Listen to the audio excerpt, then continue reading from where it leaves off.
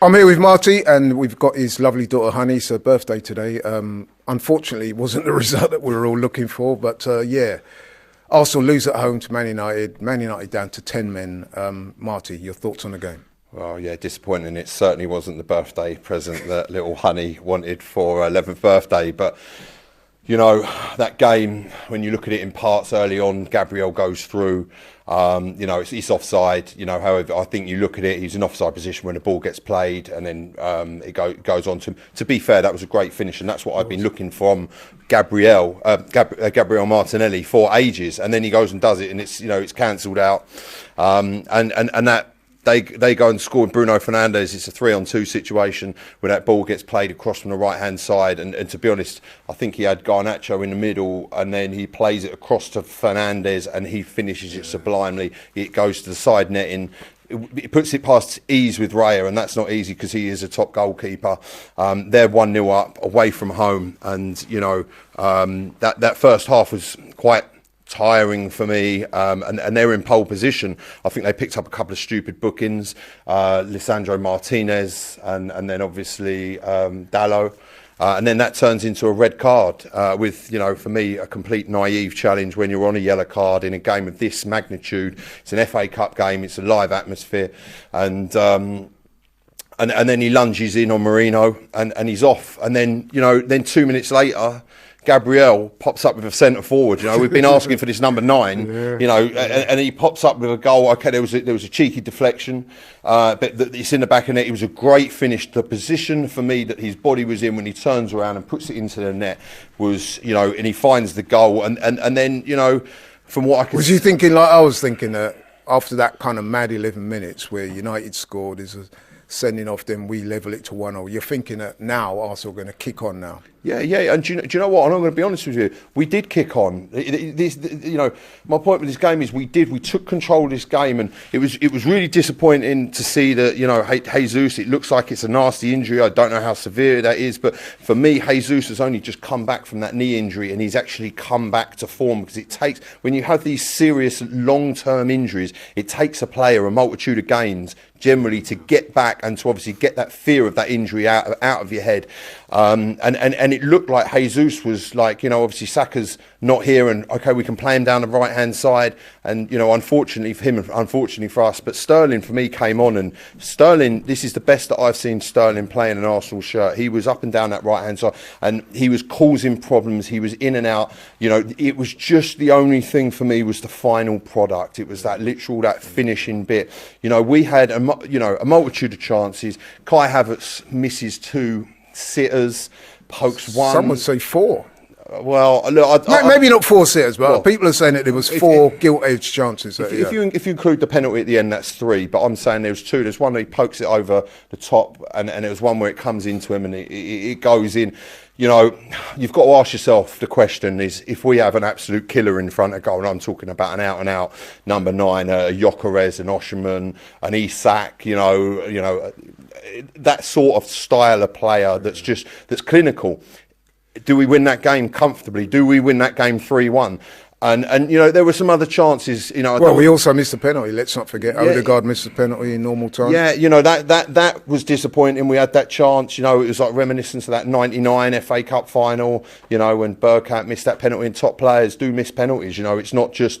These things do happen in football matches, and this is Arsenal versus Manchester United is a huge game. Whether it's in the Premier League, FA Cup, League Cup, whatever, Champions. It's a huge game, and players do, and unfortunately for Odegaard. I'll tell you what though, unfortunately more for Onana, because Onana is pretty much very quickly found himself out of a job, and I'd be very, very surprised if that goalkeeper is not their number 1, because he had an absolutely outstanding game. Some of the saves he made, he's collecting. The only thing, some of his distribution wasn't that great. Yeah, he's not a great. He's not a great quick kicker, and I don't think he's that great with his feet. But some of his handling from crosses, and some of that save that he makes from Rice in about the 118th minute, 113th minute, something like that. It's down low. He just gets enough of it to put it around a corner. He makes a fantastic. He makes 2. Let's be honest. That Kai Havertz missed penalty. That was You know, it was in the bottom corner. You can't. It wasn't like he blazed it wide or he blazed it over the bar or something. It's in the bottom corner, and he was the difference today. You know, he made outstanding staves, and he. Yeah, you know what? Fair play to him as well, because in his previous game he played in a European Cup game for United, and a lot of people were saying they didn't think he was up to it. So for him to have a game like that today, fair play to him. Look, I can't comment on that game. I didn't watch that game, but from what I saw of him today, you know, he was phenomenal. He clearly won the man of the match, and then after winning the man of the match, he then goes on to save the penalty, which wins them the game. Is it disappointing? It's bitterly disappointing. Losing any game of football is, especially in that manner when you know you consider they go down to 10 men, and we have you know clear cut chances. I think there were, I'd like to say, 4, maybe 5 clear-cut chances that we need to learn to finish our dinner. Now, if we don't go out and strengthen in the January transfer window, you've got to ask what's going on behind the scenes, because we're now Jesus is out along with Saka. You know, we're down to real bare bones. I mean, it's going to, Laurie, you're going to end up being on the right wing probably on Wednesday night against Tottenham if something doesn't get sorted out. And this is the thing. We need a big front man, so maybe you. Listen, give me the call. I'm here. I'm ready. I don't know. I might get a bit of stick for it, but no. Look, we need for me a forward player, someone that can play across the front three, and we need someone with killer instinct. We need someone that's gonna, you know, that's gonna put those chances in the back of the net. And without that, I really do think we're going to struggle. And look, if the club don't do it, you know, they're going to come into it for a lot of criticism, especially how today has panned out. With now, it looks like Jesus is going to be out. You've got Wanyeri out. You've got Saka out. You've got, you know, who have we got up front, literally? And let's not get into this before he has these great ideas of starts playing Rice in a 10 or, you know, or no, in a number 9 or, you know, or playing Thomas Partey down the right wing or something like that. You know, we need to reinforce, and that's where we're at currently with Arsenal Football Club at this moment. But look, we're still currently just about in 3 competitions. You know, positive. We're second in the Premier League. We move on to Tottenham on Wednesday night. That's a massive game, and you know, let's you know, the FA Cup is done and dusted now. We need to learn where we went wrong. We need to move forward, and we need to focus on the competitions that we are in. And Tottenham, look, I'm looking forward to Tottenham, and I think if we go and put in a fantastic result against Tottenham on Wednesday night, that's definitely going to be, beating Tottenham is always, you know, a pinnacle of a season, of course. But that's what we need to do. Focus on that now, move forward, and the club really need to go and get someone, you know. Absolutely agree with pretty much everything you said. Just a quick word, the manager seems to be coming in for a lot of stick. I guess it's understandable. We've had a disappointing week. Out of the competition today, halfway out of the Carabao Cup, although we're not, obviously there's another leg to go.